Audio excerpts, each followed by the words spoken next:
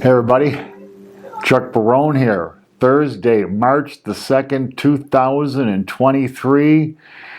Today is the day we've been waiting on. We knew we were going to get some big data today, and we got that data. Before we start the show, as always, I just want to welcome everybody. We appreciate you guys. We're glad you're here.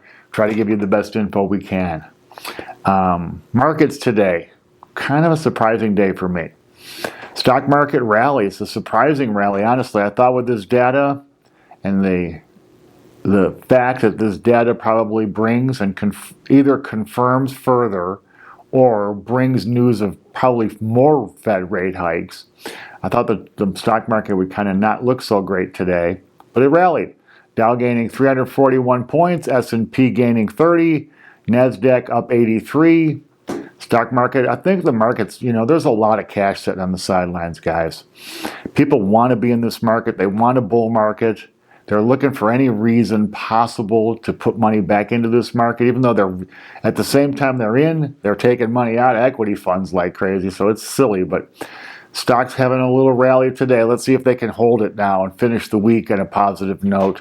Tomorrow will be interesting because there's really no news tomorrow. At least any real significant news. So unless a big surprise comes in the form of something, the markets are on their own to their own interpretations of where things are tomorrow. It will be fascinating. The bond market today, yields rising again, especially on the 10-year, up 8 basis points, 407. I'm having a sad, guys. This is going to kill mortgage rates. Mortgage rates just moving up towards 7% now. It sucks. Prices not coming down fast enough to meet those rates. But if you're an investor, you get a 2-year at almost 5%, 4.89% on the 2-year today, unchanged from yesterday. That's not a terrible deal. You're getting 5% on 6-month T-bills, 5% plus. So these rates, as terrible as they are for borrowers, and I deal with borrowers every day being a mortgage loan officer, they're really good for people who save money, which is hopefully everybody watching this show, right, guys? Anyway, so rates back up again today. Dollar correspondingly up as well, a little over half a point, 104.98 on the index. Looking at staring 105 right in the face now. Probably will get past it. The dollar is still the king of the hill, and there's just really not much competition for it right now. Metals down small today on this dollar rally. Gold down 60 cents, 1,836 per ounce. Silver down a nickel, $20.91 per ounce. Metals are hanging in there, guys. They just are. I think they want to rally. This dollar on a big rise now. Instead of the trend on the dollar was down, now it's up pretty significantly, putting big pressure on precious metals. Oil today up very small. West Texas Intermediate up 18 cents per barrel, $77.87 in this trough between 75 and 80. Really should be very little change as far as what you're paying for oil, you're paying for gas at the pump. It's in that trough now. It's probably going to stay there for a little bit. So if you see your gas prices fluctuating around up and down, there's some funky going on, right, guys? Wrapping up the market today, Bitcoin today down small, down a little over $104, 23,452 last time I looked. Bitcoin holding its own, man, staying well above that 23,000 number. Even with more bad news in the crypto markets today, Bitcoin hanging in there, so it looks like there might be something to this rally here, guys.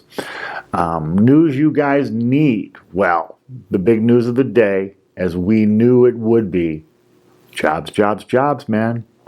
This labor market, believe it if you want to. I never really have gotten to any real definitive answers as far as what kind of jobs are really out there. Are these jobs phantom jobs? Because I've heard of a lot of people applying and not getting them.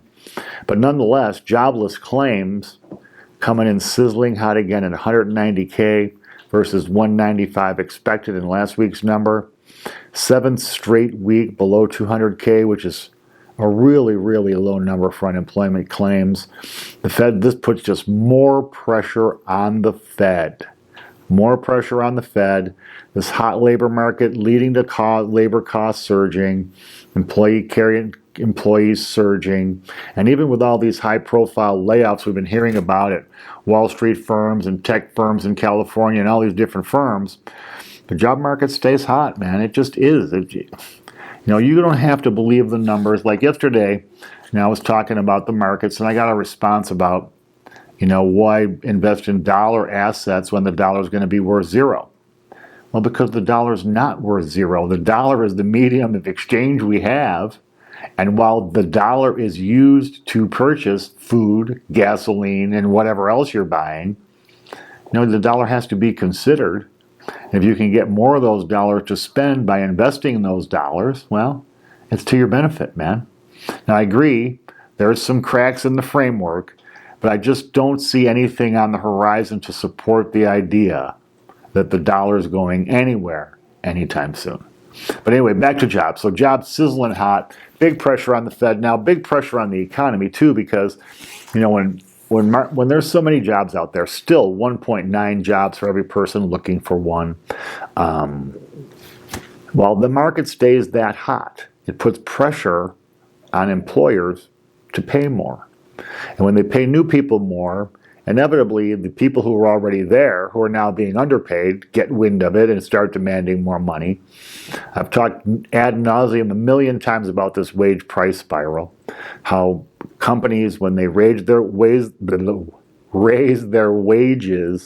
don't want to absorb those costs themselves. So they raise prices correspondingly, which then just starts the whole thing back again, because now these same people who just got this raise are realizing the raise doesn't buy them anything additional.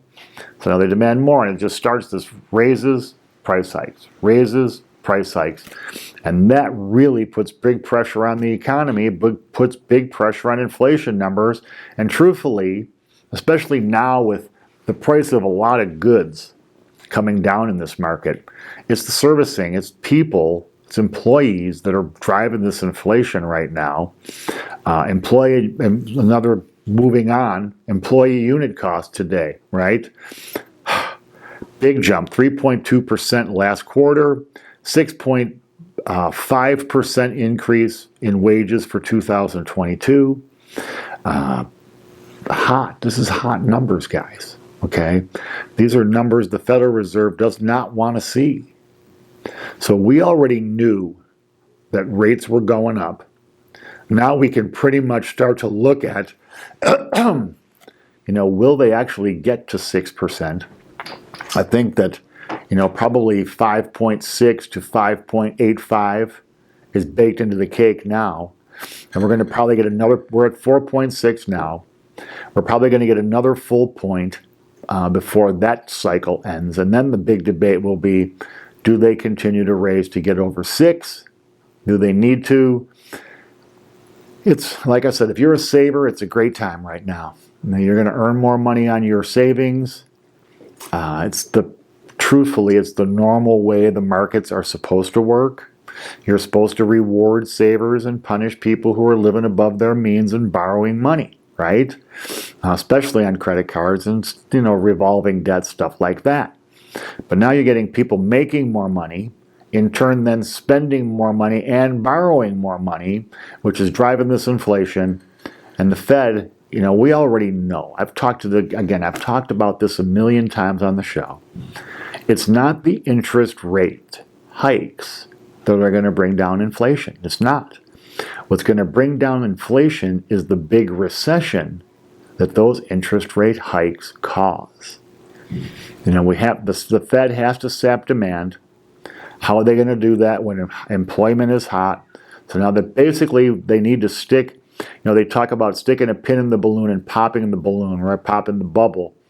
This one is more like we need a machete to pop the Hindenburg bubble, because it's huge now, and it's pretty much across the entire economy. So now we need to bring things back into normal, right? And if you're a person who's heavily in debt, it's going to be a very painful time. If you're a person who's relying on debt to keep things moving, if you're borrowing money, It's going to be a very painful time. And you know, there's an old saying, right? You've heard a million of them from me, but the one I always talk about is payback is a bitch. It's easy to borrow money, man. Easy. Use the credit card, get that, whatever you want. It's paying it back. That stinks, right? So just be very, very careful, guys. You're going to be rewarded for your savings. Try to pile up as much as you can. You'll be glad you did. Now, we have the parade of Fed dumbasses. Fed yo-yos is typically the way I call them. So they got Fed Governor Waller out there today. This is great stuff, guys. He said that he is surprised that inflation is not coming down as fast as I thought. Really, this is the kind of stuff that inspires confidence in Fed governors, right? So you thought inflation was going to come down fast there, Fed Governor Waller? Based on what? On your experience in banking? Because you would guess to be a Fed governor, you got to be around for a little while. You got to kind of know your stuff. How come you don't? You know that inflation's not coming straight down if you're talking the truth. You know it's a sticky problem. You know there's going to be pain. And what they want to pee down your leg and tell you it's raining, guys. Okay? This inflation is going to be a tough fight, man. And there's going to be ups and downs and all arounds. And the world was already crazy. This makes it 10 times crazier. Right? So be ready, man. Hang in there, but stash your money. Don't take on new debt. This is not the time for that. This is survival time now, guys. We're going to get through this year, and things are going to look a lot different. Moving on. Our friends at Blackstone. I was laughing today. You know, I can't stand these guys. I think that they were a big reason the real estate market got as perverted as far as prices go as it did. You know, coming in, buying houses $25,000, $50,000 more than appraised value, and just making a mess of this real estate market, which we still haven't recovered from. It's real estate, at least here in Vegas, is in a depression. But Blackstone defaulting on a $500+ million bond issue in Europe. Can't pay their bills, man. And I was talking to you guys already about the problems Blackstone was having with their massive $70 billion real estate fund, where they're getting way more redemptions than they can, by the rules of the fund or the trust or whatever it is. They can only redeem so much per month. It's a real estate trust, so it's not super liquid. Real estate takes a minute to turn into cash. I was reading this number. They got almost $4 billion in withdrawal requests out of that fund. And they could only satisfy $1.4 billion of those withdrawals. Now I ask you this, guys.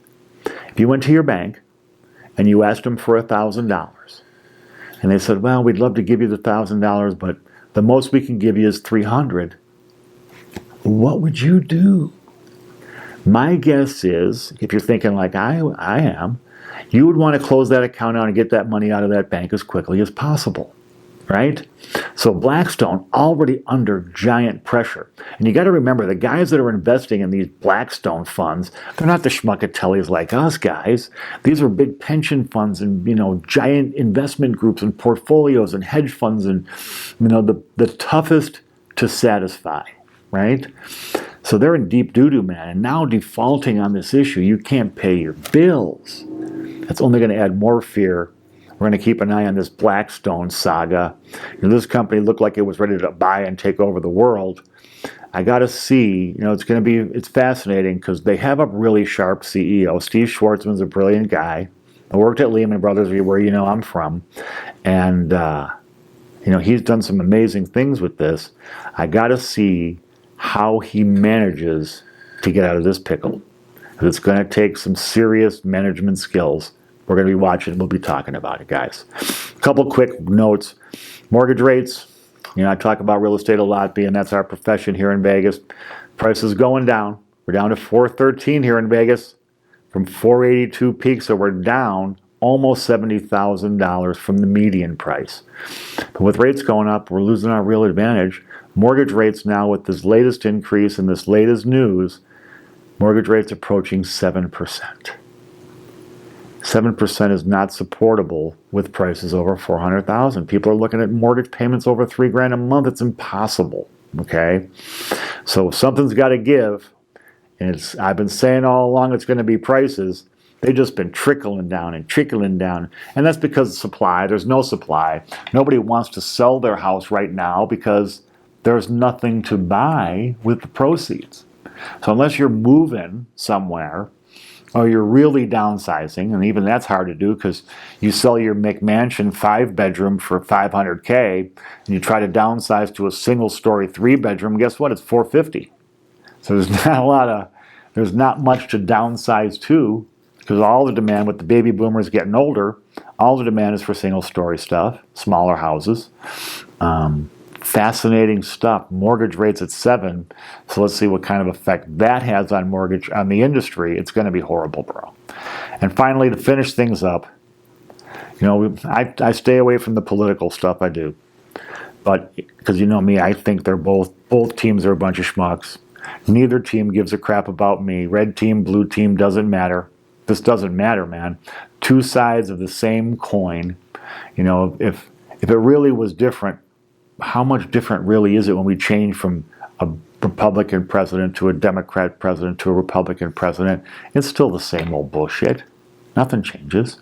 But in spite of everything we've been reading about for 20 plus years, about climate change, about carbon in the atmosphere, about all these Green New Deals and all these things that are happening, they're supposedly, the human race is going to take on this responsibility of cutting emissions and trying not to heat the planet where nothing can live on it anymore.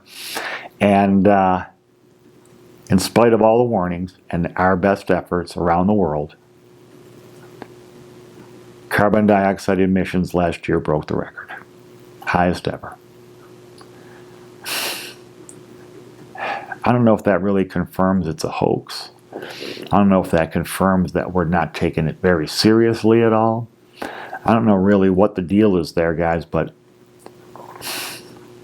if this climate stuff and carbon's part in that climate change is real, it's 2023 now, man. We've had 25 years to do something longer. Haven't. Record still in 2022. Chances are we're going to find out what the results of this climate change are. Anyway, guys, that's it for today. We'll be back tomorrow to wrap up the week.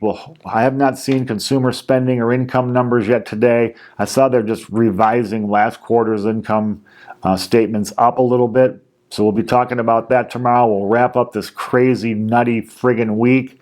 Hopefully there'll be a little bit of something to cheer for over the weekend. Back again tomorrow. We appreciate your support.